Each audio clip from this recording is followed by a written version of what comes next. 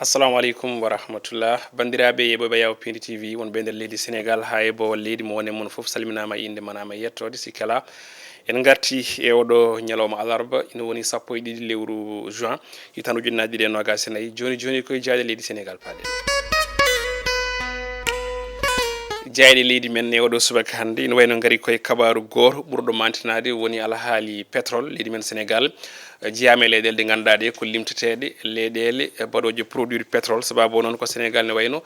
yaltini barigal muɗum garwanigal hanki walla ni hecci hanki e ballal woodside puɗɗortoɗen ko jeyande l' observateur nden jeyande wi ko pétrole e barigal ngal ɗon gadigal ɗo e nder leydi sénégal fristowel fast histoire en tout cas janekoɓe ne jañi hen ko lidde wonde tan ko datuji ɗi ganduɗa ɗi ko datuji mantiniɗi ɗi ganduɗa ɗi duumima ko tolni e duuɓi nogas guila ndewɗo siɗi yiita guila nder état du sénégal woni koye gollade ko hanki noon ngal barigal garwanigal ne wayno yaltina toon ɗon sud biteɗo sangomar kono kadi jaynenkoɓe garti risque woni kuluhuli hani jogaɗi to banggue renégociation to banggue contrat ji on ɗon jurisprudence mo ganduɗa ko accélor mittal no wiiri jayde ɗin ko guuri kala ina jaaji e nder nden jayde witende l' observateur besbi le jour kañum wi ko sangomar ne wayno tan yaltini barigal muɗum garwanigal pétrole ɓe mbi tan de ko premiére cri de l' espoir manam ko ɗum gulali ɗaminare woni ko fuɗɗi e oɗo saaha hande président bassirou diomaye faye ɓe mbi ko holliti deñude hakkillaji ɓesguli ɗiɗo e garoji kala wonde garta mumen ma won e oɗo pétrole kam e gaz kono ɗum koɓe garti on ɗon phase mo ganduɗa o joopi hande ko temedere ujunere barigal e kala ñande woni ko mbaɗata produire kona ɗum ko on ɗon woodside noon holliti wonde tan keɓal on ɗon ban guesa sangomar to banggue pétrole lombi ko hakkude nayyi piccal jeenayyi ha 5 piccal 2 milliards e kalis dollar rapport mo ganduɗa o ko pusɗo walla duñƴo Macky Sall ha kay eri on ɗon audu to banggue coût woni gon ɗon jaaru Bassirou Diomaye Faye noon ɓe mbi inan jogui hande on ɗon équation mo ganduɗa ko wadde renégociation de contrat pétrole kam e gaz ɗin konnguli kala ɗi ganduɗa ɗi ko dottaɗi ina jaaji e nder hello joyi nder nden jayde besbi le jour teral quotidien nden wi ko production du barigal garwanigal to banggue pétrole jour historique wonande leydi meɗen sénégal ñalawma tarih e ganni wonande leydi ndi faya noon koye production mo ganduɗa ko famɗi foof kala ñande sénégal ma yaltin fodde temedere ujunere barigal ngal ɗon pétrole toon to on ɗon site walla on ɗon ban guesa pétrole no pamir toon witoɓe sangomara jayde le public oɗo subaka hande wi ko pétrole le sénégal ne wayno naati leyɗele ɗe ganduɗa ɗe ko leyɗele jaltinoje pétrole e nder mumen woodside noon on ɗon opérateur australie naaɓe actionnaire mo ganduɗa kam tigui ɓuuri hewde hen sembe toon to sangomar jaltini toɓɓere adide to banggue pétrole manam ngal barigal garwani ngal ɓe koloti noon phase gadano toon to sangomar on investissement walla ni ɓe ganduɗa copreje tijjaɗe hen ɗe walla toɓe joopiɗo ko manam ɓulli nogas e tati tawi hen sappo e goho ko baɗoji production pétrole hen sappo noon ko ndiyam jaltinta ɗiɗi jaltinata ko gaz ɗin sifaji kala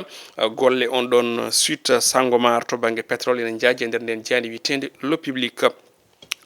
Dakar wa quotidien wi ko sénégal woni leydi ndi ganduɗa ndi ko leydi yaltinori e pétrole e nder muɗum ɗum laatima e oɗo ñalawma hanki temedere ujunere barigal kala ñalawma woni ko fada toon to site sangomar en tout cas jeynenkoɓe ne gartani hen e nder nden jeyde witende Dakar wa quotidien vox populi kam ne arti hen wi ko hydrocarbure leydi men sénégal woni leydi pétrole guila hanki e oɗo talata fristowel kañum tigui yilli toon to son ban guesa ba sangomar ɓe koliti wonde noon ne wayno ko ɗum ñalawma ganni ko ɗum ñalawma tarih wonande sénégal kono kadi ko ñalawma historique wonande on nden golorɗo witende woodside wiide on debbaji biteɗo madame mek olen pdg woodside ɓe koliti wonde noon walla ni mbiyen weltare ceerno ly directeur général mo pétrosen ɓe koliti wonde noon kanko ɗon ni directeur pétrosen holliti wonde ko ɗum hendu hesuru kono kadi ko hendu ndu ganduɗa ndu ko wellitare weltare wonande industrie sénégalaise to banggue faggudu leydi ndi ha ni e ɓesguli ɗin konngudi mabɓe kala ne jaaji e hello joyi e nder nden jaydi witende vox populi alimti noon ina tawe hen e nder hello jeeɗiɗe nden jayde vox populi ɗo wi wonde ni kala mbo wi pétrole ene wayno tan ko adata miijade kala ne wayno koyo reme awe jaam kono kadi soñe jaam e deere woni stabilité nder leydi ndi e on tuma noon erima ɓe ganduɗa kañumen goni waɗoɓe dawrugol hani e ɓesgol ɗi kala nde gawata jaam hakkude mumen beele on ɗon pétrole ina wawana wonande gartam leydi ndi kala e kuuɓal l'exclusive ari koye fannu goɗɗo ha joni koto banggue diƴƴe kono ɗo ko ndiyam labɗam ɓe mbi tan de ko ɗam ndiyam labɗam ni ina ngakki e nder won e leeɗe saabi noon ɓe mbindi e gardini bindol ne wayno ko au secours Dakar e banlieue muɗum kala e oɗo saaha hannde gondi koye caɗele ɗomka saabi ɗum noon ko CNO kono ɗum koɓe mbi ko caɗele mawɗe gondade to banggue nguleyki ko ɗon kadi ngakkere ndiyam teska ha tengti tijjugol ndeɗo julde taske ɓe koliti wonde noon leeɗe mbaɗe no cité Dioppel Derklé Sicap Liberté Yoff Djily Mbaye HLM Grand Médine e Nord Foire ɗeɗo leeɗe kala hannde goni koye caɗele gam hebde ndiyam labɗam e galleji mumen ɓe kolti wonde noon sababude ngakkireɗam ɗon ndiyam ko golle ganduɗa ɗe ko golle pewnirgol on ɗon nokku tawi ko tiwo mbaɗowo transféré ndiyam ummorade toon to usine Kamis 3 société o noon ne wayno deñi hakkillaji ɗi holliti wonde tan koɓe goni hen so Allah jaaɓi ɗo e balɗe dabɓe maɗen caɗele ɗen leeɗe kala gusto walla ni giwa ha laaɓa ceera